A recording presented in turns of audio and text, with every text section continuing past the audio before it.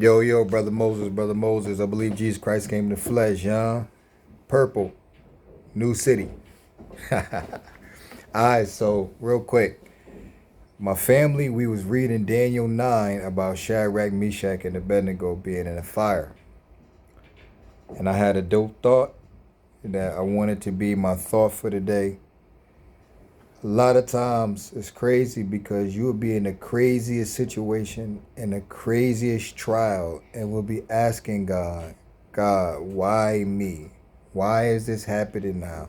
Why do I have to go through this?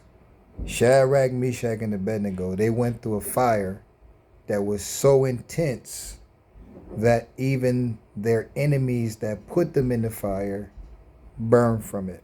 They were in the fire unharmed, unaffected by the fire itself. Their hair, their clothes, nothing was affected by the fire.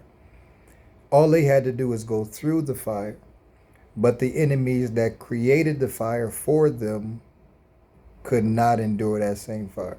Here's a thought. What if your greatest weapon, what if one of the greatest utilities in your arsenal, greatest tool in your tool belt was survival?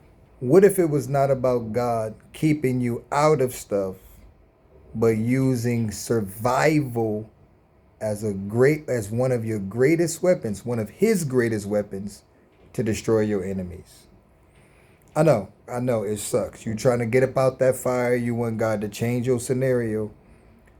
But maybe, just maybe, the fact that you can endure something that your enemies can't is a testimony of how good God is. Maybe your victory is enduring the fire and not asking God to remove you out of it.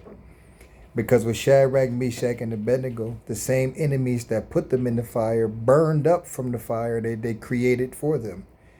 And Shadrach, Meshach, and Abednego, they were in there with one like the Son of God that actually protected them from being damaged by the fire that their enemies created for them. Not only that, Nebuchadnezzar, the king of Babylon, he repented and he ended up blessing their God because they survived the fire.